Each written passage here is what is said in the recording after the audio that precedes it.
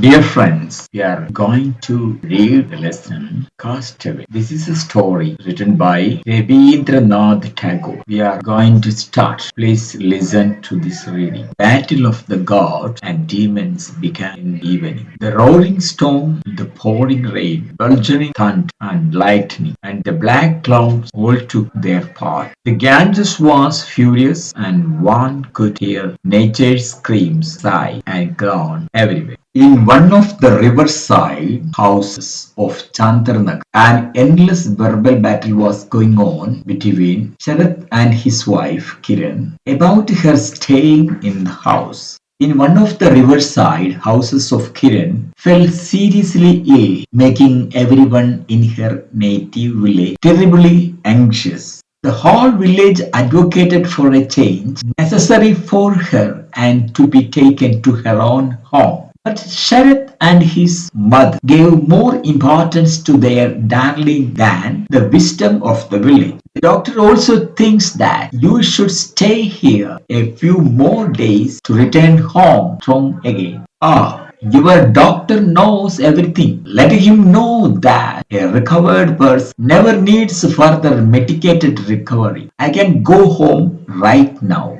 No, now you know that all sorts of illness have eluded from here.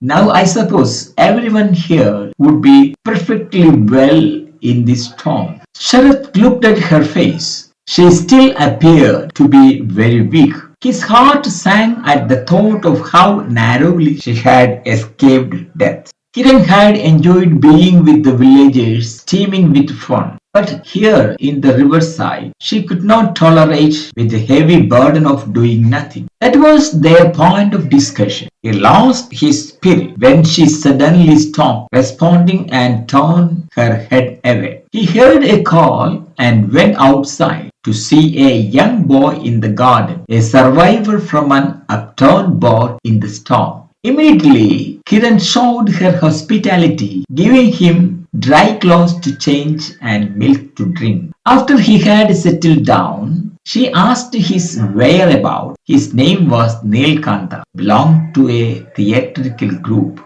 Their boat perished in the storm while they were going to stage a play in the neighboring villa. He said he had no idea about others.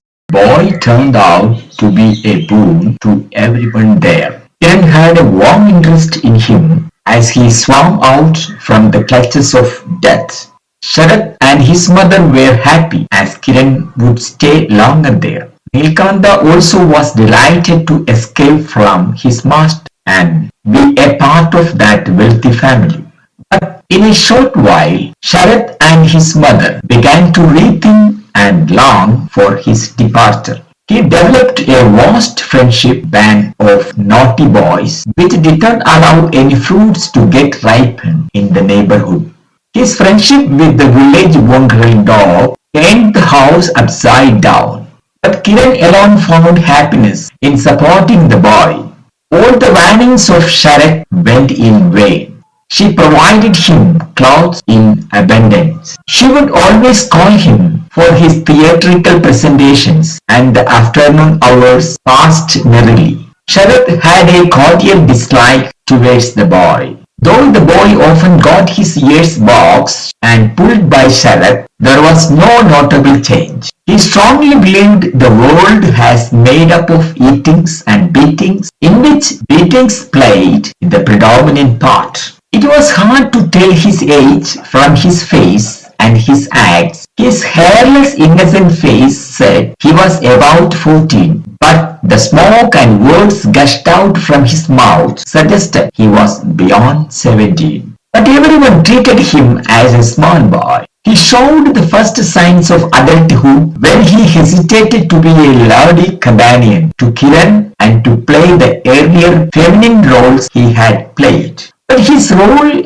as an acolyte to Kiran defended anything that came against him in the house. He had nothing to think about other than entertaining Kiran with his diverse performances. Kiran's efforts to inculcate some scholastic elements in him turned into ashes as the destitute youth figured out that even the alphabets were dancing in the mist in front of his eyes. But he developed the skill of casting his eyes blank on a page in the book for hours as if reading it. He would read it aloud when a hint of human presence is somewhere around him. Even though it sounded perfect with full of trifling alliteration, the feeblest meaning was beyond his comprehension. He felt everything to become music around him. The past life of the theatrical slave before the storm had completely faded out from his memory. The enchanting nature and the soothing presence of Kiran, who took up the roles of his sister and mother combined, became the music of his song. And off from her, he would bring dozens of fresh complaints from his neighbors that eventually led to Sharaf cuffing him. His spoiled flowers would then come in search of him for some new ways of mischief. At that time, Sharat's younger brother Sadish came to spend vacation with them.